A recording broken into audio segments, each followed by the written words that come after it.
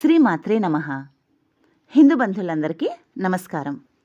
ఈరోజు మనం ఈ వీడియోలో భగవద్గీతలోని 5వ అధ్యాయం కర్మ సన్యాస యోగం యొక్క మహాత్మ్యం ఇప్పుడు మనం చెప్పుకుందాం. పరమశివుడు పార్వతీదేవికి 5వ అధ్యాయం కర్మ సన్యాస యోగం యొక్క మహాత్మ్యాన్ని ఈ విధంగా వివరిస్తున్నాడు. దేవి, జనులందరూ ఎంతో ఆదరంగా చదివే ఈ అధ్యాయ మహాత్మ్యాన్ని సంక్షిప్తంగా వివరిస్తాను, సావధానంగా ఆలకించుము.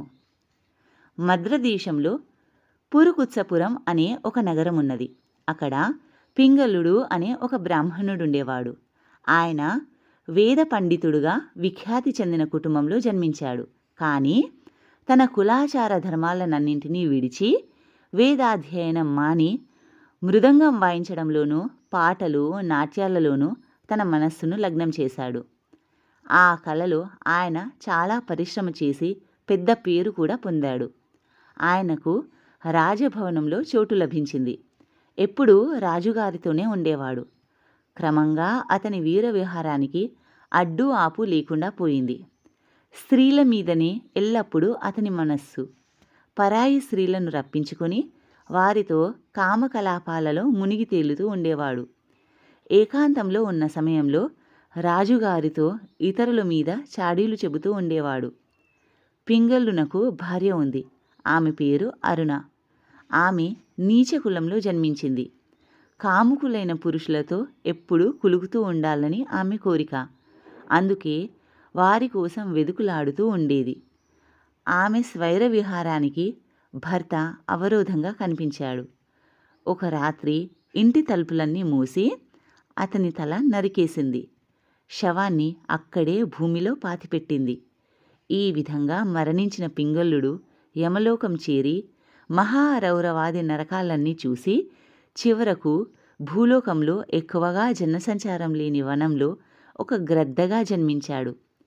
అరుణ కూడా భగంధరమనే రోగం వచ్చి తనువు చాలించి ఘోర నరకాలను అనుభవించి భూలోకంలో అదే వనంలో ఒక చిలుకగా అవతరించింది. ఒక రోజున అది గింజలేరుకుంటూ ఆ అడవిలో అటూ ఇటూ తిరుగాడుతూ ఉండగా గ్రద్ద పదునైన గ్రోళ్లతో దాన్ని బలంగా గీరింది. అయితే చిలుక ప్రాణాలతో తప్పించుకొని ఆయాసపడుతూ వచ్చి నీళ్లతో నిండి ఉన్న ఒక మానవ కపాలంలో పడి చనిపోయింది. గ్రద్ద కూడా అటువైపు లంఘించింది. ఇంతలో వలవేసి పట్టుకునే బోయవాళ్ళు దాన్ని బాణాలతో కొట్టారు. పూర్వజన్మలో తన భార్య అయిన అరుణ ఏ కపాలంలోని నీళ్లలో పడి చనిపోయిందో అది కూడా అందులోనే పడి మరణించింది. ఆ రెండింటి ఆత్మలను యమదూతలు వారి లోకానికి తీసుకువెళ్లారు. అక్కడ ఆ రెండు జీవులు తమ పూర్వజన్మలలో చేసుకున్న పాపాలు విని భయకంపితులయ్యాయి. అనంతరం యముడు వాని పాపకర్మల ఫలితం మీద దృష్టి సారించాడు. అయితే మృత్యు సమయంలో అకస్మాత్తుగా తమకు తెలియకనే కపాలంలోని నీటిలో మునిగినందున వాటి పాపాలన్నీ నశించాయి. యముడు ఆ ఇద్దరినీ మీరు కోరుకున్న లోకాలకు వెళ్ళి సుఖంగా కాలం గడపండి అని ఆజ్ఞాపించాడు. అప్పుడు అవి తమ పాపాలను గుర్తు చేసుకుంటూ యముని చరణాల మీద వ్రాలి, మహానుభావ, మేమిద్దరం కూడా పూర్వజన్మలలో అత్యంత ఘోరమైన పాపాలు మూటకట్టుకున్నాం. మేము కోరుకున్న లోకాలకు మమ్మల్ని పొమ్మంటున్నారే, దానికి కారణం తెలియచెప్పండి అని ప్రార్థించాయి. అప్పుడు యముడు సరే అని ఈ విధంగా చెప్పడం ప్రారంభించాడు. గంగా నదీ తీరంలో వటుడు అనే పేరు గల ఒక బ్రహ్మజ్ఞాని ఉండేవాడు. అతడు భగవంతునికి ఏకాంత సేవ చేసేవాడు.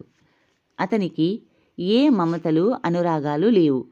శాంతుడు, విరక్తుడు, ఎవరి ఎడల ద్వేషభావం లేదు.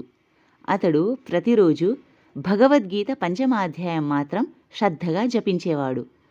అది అతని నియమం. ఆ పుణ్యప్రభావం చేతనే అతడు శ్రీ మహావిష్ణువు సన్నిధి చేరుకున్నాడు. ఆ మహాత్ముని యొక్క కపాలంలో ఉన్న జలంలోనే మీరిద్దరూ మునిగి పవిత్రులయ్యారు. మీ పాపాలన్నీ నశించాయి. అందుచేత మీరిద్దరూ మీకు నచ్చిన లోకాలకు వెళ్ళండి అని అన్నాడు. పార్వతి, విన్నావు కదా, అందరి ఎడల సమభావంతో ప్రవర్తించే యమధర్మరాజు వలన అవి మోక్ష కారణం చక్కగా తెలుసుకున్నవై సంతోషించి ఒక దివ్య విమానాన్ని అధిరోహించి వాటికి నచ్చిన వైకుంఠధామానికి చేరుకున్నాయి అని పరమేశ్వరుడు పార్వతీదేవికి భగవద్గీత యొక్క 5వ అధ్యాయం యొక్క మహాత్మ్యాన్ని వివరించాడు. ఇది భగవద్గీత 5వ అధ్యాయ మహాత్మ్యము. దీనిని విష్ణుమూర్తి లక్ష్మీదేవికి, పరమశివుడు పార్వతీదేవికి వివరించారు. దేవాధిదేవులైన పరమేశ్వరుడు మరియు శ్రీ మహావిష్ణువు యొక్క కృపకటాక్షాలు ఆశీస్సులు సదా మనందరిపై ఉండాలని కోరుకుంటూ స్వస్తి. జై శ్రీమన్నారాయణ. ఓం నమః పార్వతీపతే. హర హర మహాదేవ హర. శంభో శంకర.